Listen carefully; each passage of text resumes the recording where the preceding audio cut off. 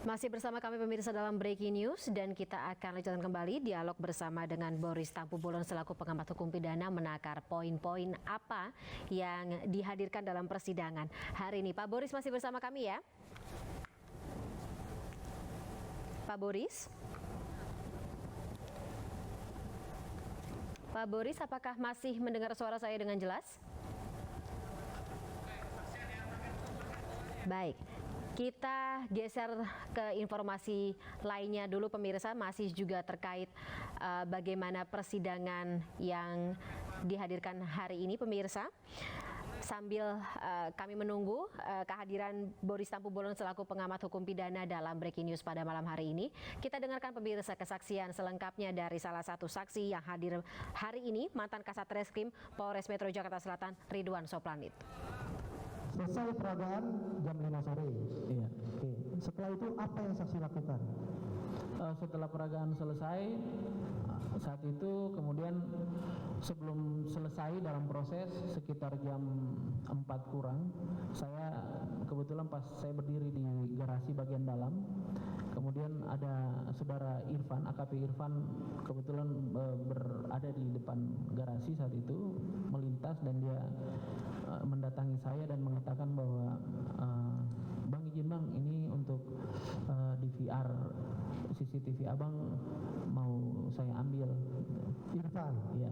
Terus apa yang saudara sampaikan waktu itu? Nah kemudian saya sampaikan kepada Irfan bahwa ini atas perintah siapa? Siapa yang merintahin kamu?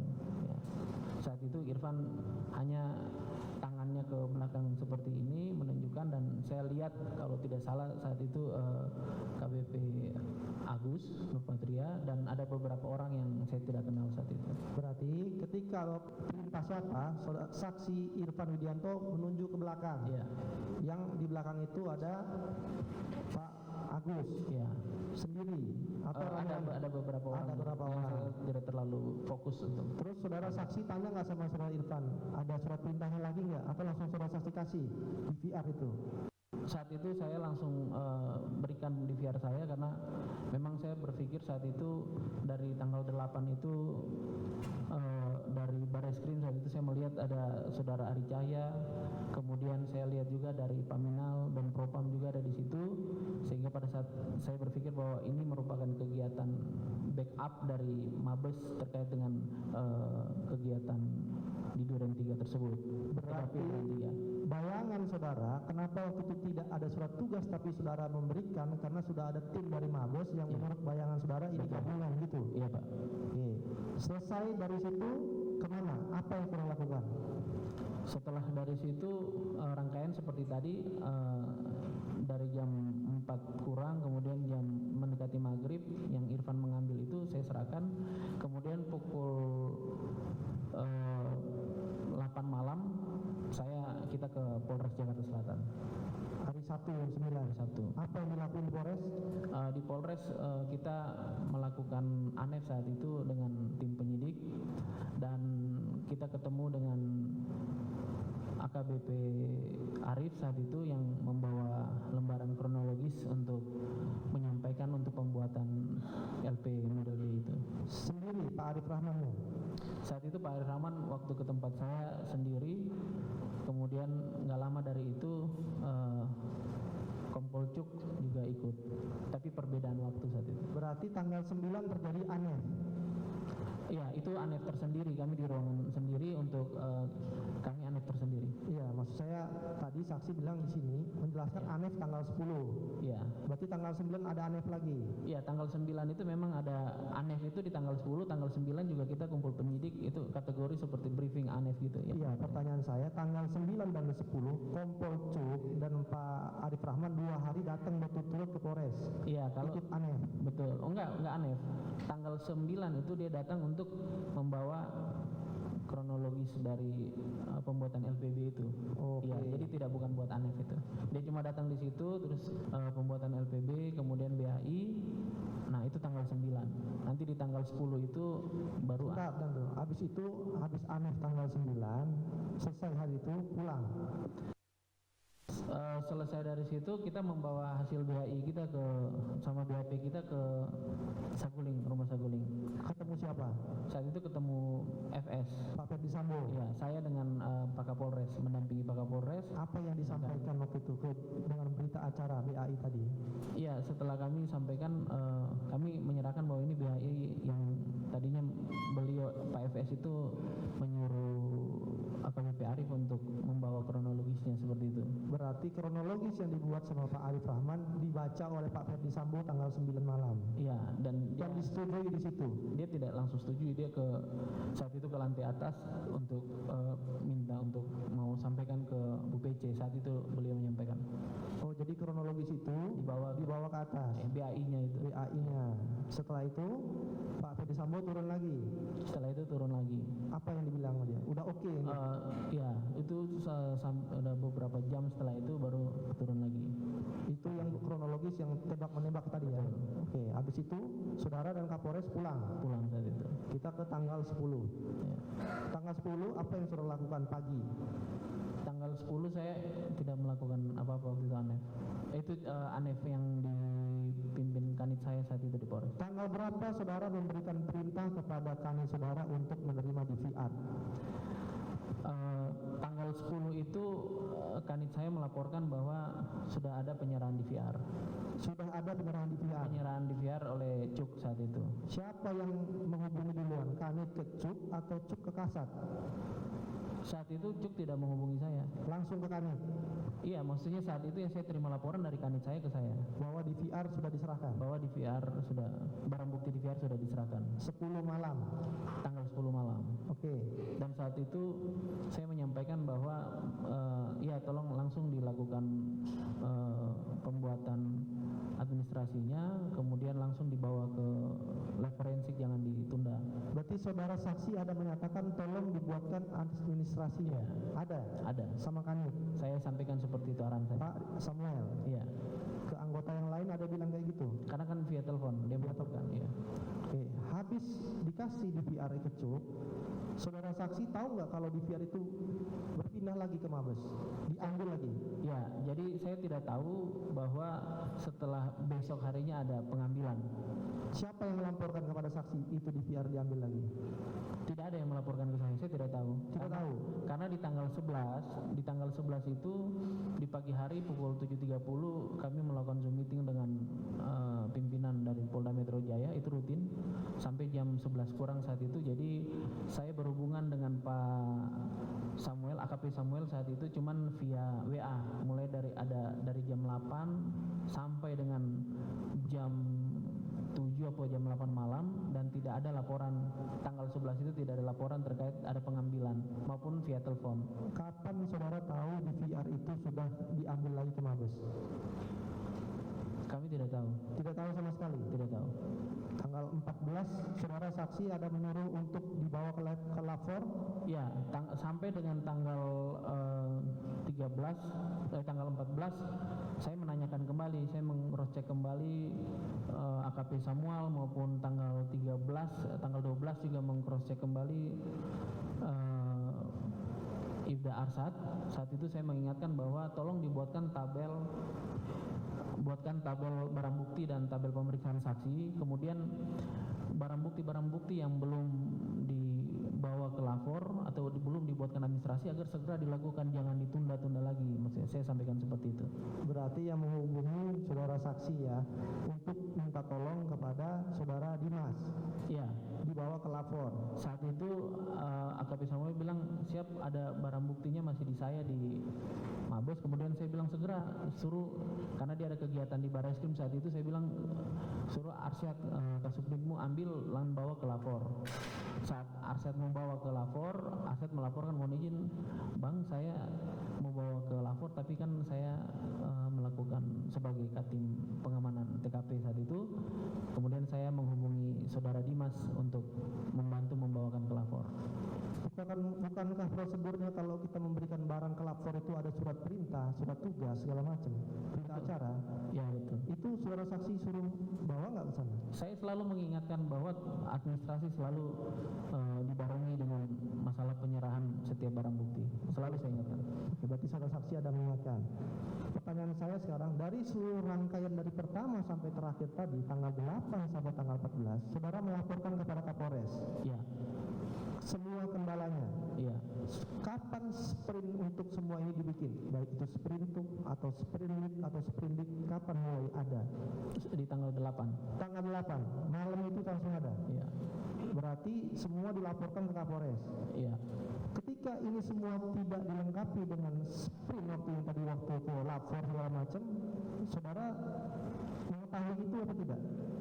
Saat itu kami mengarahkan seperti itu, cuman untuk saat sampai dengan tanggal 14 kami memang saat itu kegiatan kami udah ke Mabes untuk melakukan asistensi pemeriksaan dan sebagainya maupun rapat. Jadi untuk mengecek secara langsung kami belum sempat untuk melakukan pengecekan. Tidak sempat. Ya. Berarti tanggal 10 diberikan GPR, tidak ada berita acaranya. Ya, saat itu kami tidak tahu bahwa ada kekurangan untuk tidak ada berita acara dalam melakukan Tanggal penyerahan. 11 dikembalikan lagi ke Mabes, tidak ada berita acaranya. Ya, kami tidak monitor saat itu. Tanggal 14 dikasih ke lapor, tidak ada berita acaranya. Kami tidak monitor. Tidak monitor. Saudara saksi bilang kejadian tanggal 8 dipanggil kan melalui supir.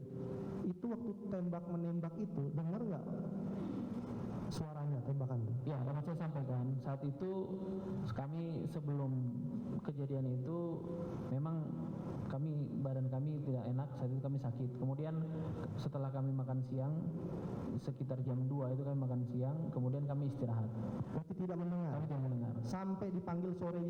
Sampai ditelepon sampai 4 kali di telepon saya, baru saya angkat telepon, ada 4 kali miss call, kemudian miss call berikut. Kita lanjutkan kembali pemirsa dialog bersama Boris Tampubolon selaku pengamat hukum pidana terkait dengan persidangan hari ini. Pak Boris masih bersama kami ya? Ya.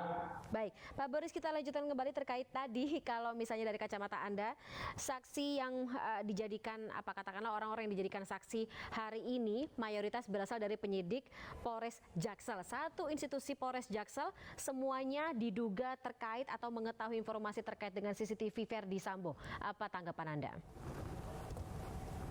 Sebenarnya harus dilihat tahunya itu sampai sejauh apa. Poinnya sih begini, bagi pihak-pihak yang tahu dari awal, kemudian ikut juga dalam perintangan penyidikan, ya kan, kemudian secara sadar melakukan dengan tahu pengetahuannya itu, maka orang-orang tersebut memang harus ditarik dalam perkara ini. Tidak bisa kemudian berlindung hanya karena misalnya disuruh atasan atau diperintah dan seterusnya, karena bisa sebenarnya untuk menolak perintah yang kalau memang itu melanggar hukum.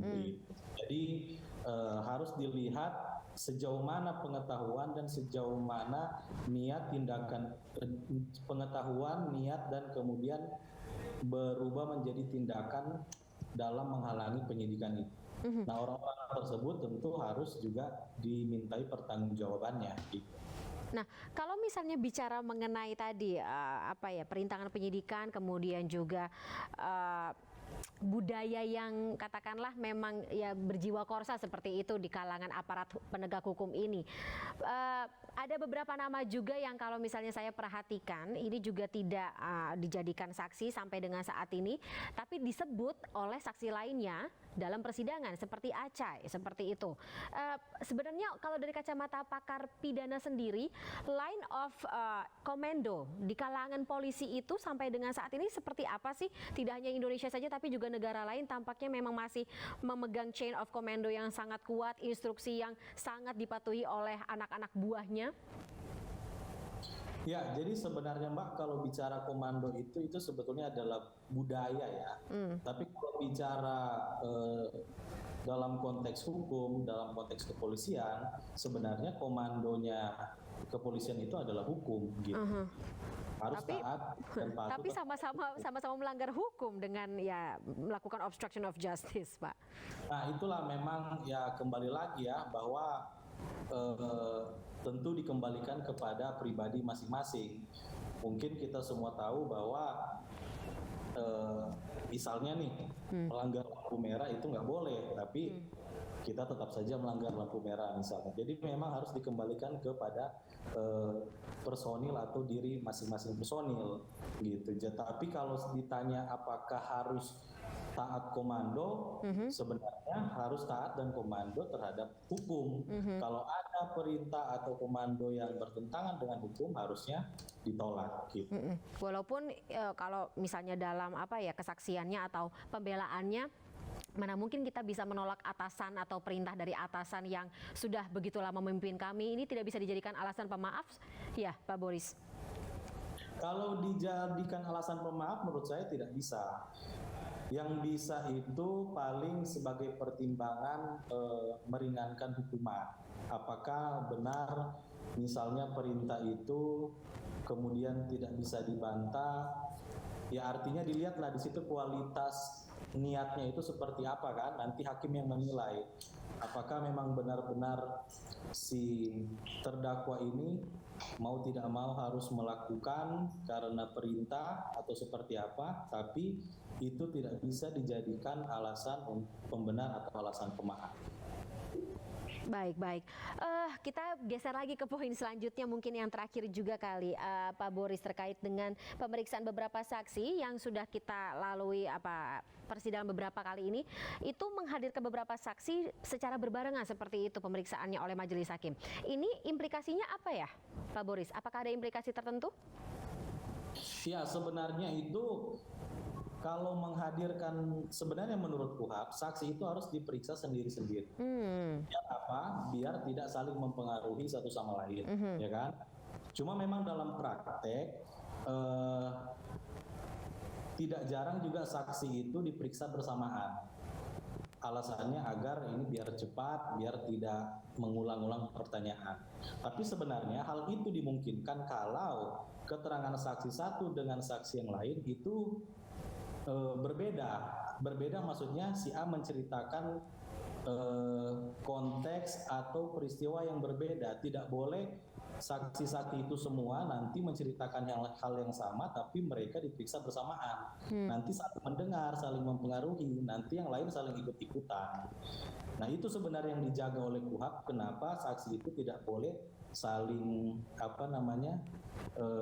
berkomunikasi, karena takutnya akan ada terjalin komunikasi untuk katakanlah menyampaikan keterangan-keterangan yang dalam tanda kutip sudah disetting sedemikian rupa. Jadi implikasinya kalau diperiksa bersamaan itu takutnya akan saling mempengaruhi satu sama yang lain. Baik. Tapi kalau atau yang terjadi hari ini adalah memang sebuah kebutuhan atau dirasa oleh majelis hakim katakanlah yaitu sesuai dengan kebutuhan dari pemeriksaan itu sendiri. Baik, ya. Pak Boris, terima kasih sekali atas insight-nya bersama kami dalam Breaking News malam hari ini. Terima kasih Pak Boris atas waktunya pada malam hari ini. Sehat selalu. Terima kasih dan sekali lagi terima kasih. Sampai jumpa. Selamat malam. Pemirsa, setelah jeda berikut ini, kita akan jeda terlebih dahulu. Breaking News, sidang lanjutan perkara pembunuhan Brigadir Yosua akan dilanjutkan bersama rekan saya Mirva Suri. Tetaplah bersama kami.